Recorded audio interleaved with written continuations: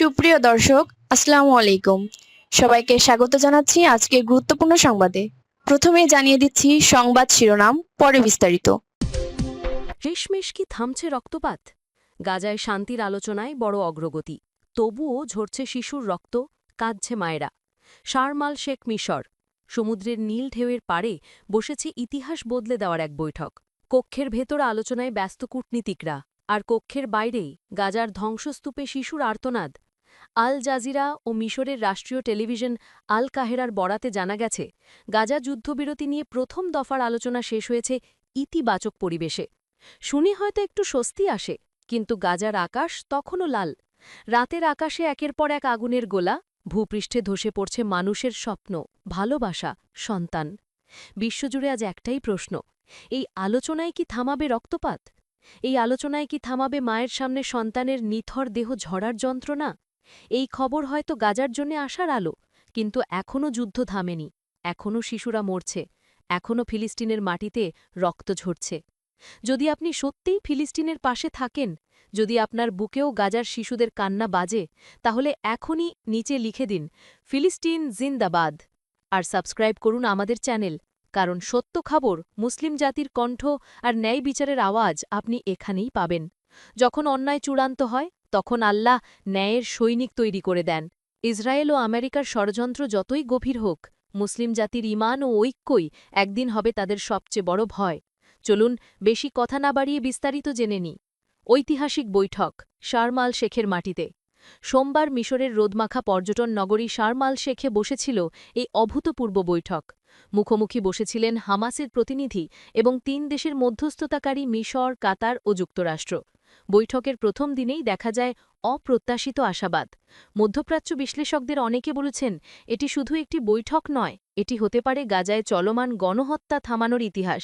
তারা আরও যোগ করেন, যদি এই আলোচনা সফল হয়, হয়তো বহুদিন পর প্রথমবারের মতো গাজার আকাশে শান্তির কবুতর উড়বে। কিন্তু প্রশ্ন রয়ে যায়, শান্তির কবুতর উড়বে নাকি আবারও আগুনের পাখি নেমে আসবে গাজার আকাশে? ইসরায়েলের প্রতিনিধি দলও যোগ দিয়েছে। ঠিক একই দিনে ইসরায়েলের একটি প্রতিনিধি দলও পৌঁছায় শারমাল শেখে। তারা অংশ নিচ্ছে দ্বিতীয় ধাপের আলোচনায়। যদিও এখনও কোনো চূড়ান্ত চুক্তি বা লিখিত প্রস্তাব প্রকাশ পায়নি, তবু একটিই ভালো খবর, সব পক্ষ আলোচনার ধারাবাহিকতা বজায় রাখতে রাজি হয়েছে।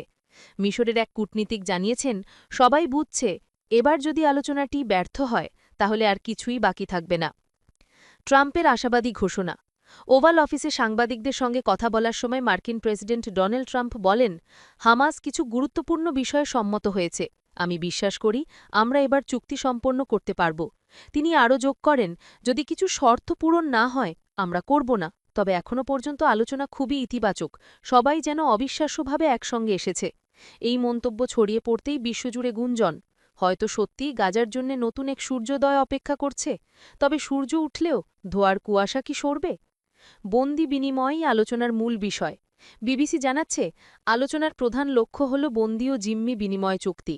হামাস গাজায় আটক ইসরায়েলি জিম্মিদের মুক্তি দিলে ইসরায়েলও কয়েকশো ফিলিস্তিনি বন্দীকে মুক্তি দিতে পারে। এই উদ্যোগটিকে দেখা হচ্ছে গাজার মানবিক সংকট লাঘবের প্রথম পদক্ষেপ। বিশ্লেষকদের মতে, যদি এই বন্দি বিনিময় সফল হয়, তাহলে পরবর্তী ধাপেই আসতে পারে পূর্ণ যুদ্ধবিরতি। কিন্তু তার আগেই সময় যেন গিলে নিচ্ছে হাজারো জীবন। প্রতিটি বোমা পড়ছে এক একটি পরিবারের ওপর, প্রতিটি বিস্ফোরণ গিলে নিচ্ছে ভালোবাসা, স্মৃতি, শিশুর হাসি। এখনও থামেনি আগুনের বর্ষণ। আলোচনার সময় যখন টেবিলে শান্তির খসড়া লিখছেন কূটনীতিকরা, ঠিক তখনই গাজার খান ইউনুসে চলছে বিমান হামলা। আল জাজিরার সরাসরি প্রতিবেদনে দেখা যায়, একজন মা ছুটছেন ধ্বংসস্তূপের দিকে, চিৎকার করছেন, আমার মেয়ে কোথায়, আমার মেয়ে। তার হাতের কোলে আছে এক টুকরো কাপড়, যা একসময় শিশুর পোশাক ছিল। চোখে আর অশ্রু নেই, আছে শুধু স্তব্ধতা। এই স্তব্ধতা আজ মানবতার অন্তিম নীরবতা হয়ে উঠেছে। বিশ্ববাসীর চোখ এখন গাজায়। বিশ্বের প্রতিটি শান্তিপ্রিয় মানুষ, প্রতিটি মানবাধিকার কর্মী আজ এক প্রশ্নে ঐক্যবদ্ধ, কবে থামবে এই যুদ্ধ? ইতিমধ্যে গাজায় নিহতের সংখ্যা লাখ ছাড়িয়েছে। হাসপাতালগুলো ভেঙে পড়েছে, ডাক্তাররা ঘুম ছাড়াই কাজ করছে, রক্তের দাগ মুছে নতুন দাগ পড়ছে। আল জাজিরা জানিয়েছে, একটি হাসপাতালের আঙিনায় ৩০টি শিশুর লাশ একসঙ্গে রাখা হয়েছে। কেউ চেনারও সুযোগ পাচ্ছে না কার সন্তান কোনটি। একজন পিতা, যিনি ৩ সন্তানের দেহ একসঙ্গে কবর দিয়েছেন, বলেছেন, আমি শুধু আল্লাহকে বলেছি, আমাকে এখনই তুলে নাও, ওদের কাছে নিয়ে যাও। এই কথাগুলো কেবল কোনো খবর নয়, এগুলো এক সভ্যতার নীরব আর্তনাদ।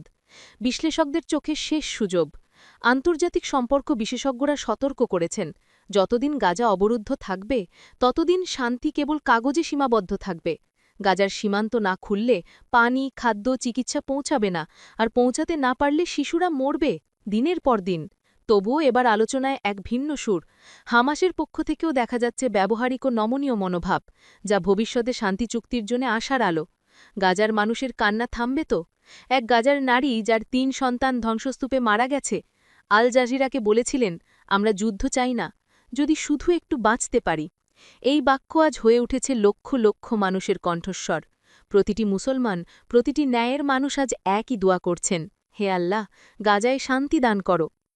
শেষ কথা, ভাই ও বোনেরা, গাজার জন্য এই খবর একটুখানি আশার আলো হতে পারে, কিন্তু বাস্তবতা কঠিন। এখনও থামেনি আগুন, এখনও শিশুরা মরছে, এখনও ফিলিস্তিনের মাটিতে রক্ত ঝরছে। তবুও আশার শেষ নেই। শার্ম আল শেখের এই বৈঠক হয়তো মানবতার নতুন অধ্যায় শুরু করতে পারে, যদি আমরা সবাই এক কণ্ঠে বলি, যুদ্ধ নয়, শান্তি চাই। মানবিক কল টু অ্যাকশন। আপনি কি করতে পারেন? ১. সচেতনতা ছড়ান। সামাজিক মাধ্যমে যুদ্ধবিরতির আহ্বান জানান, ভুয়ো খবর নয়, সত্য তথ্য শেয়ার করুন। ২. সহায়তার হাত বাড়ান। জাতিসংঘ, রেড ক্রস বা ইউনিসেফের মতো নির্ভরযোগ্য সংস্থার গাজা ত্রাণ তহবিলে দান করতে পারেন। ৩. প্রার্থনায় রাখুন ফিলিস্তিনকে। ধর্ম, জাতি, ভাষা নয়, মানবতার জন্য দোয়া করুন। কারণ আপনার ছোট্ট সহানুভূতি কারো জীবনে এক টুকরো রুটি, এক ফোঁটা ওষুধ, এক মুহূর্তের শান্তি এনে দিতে পারে।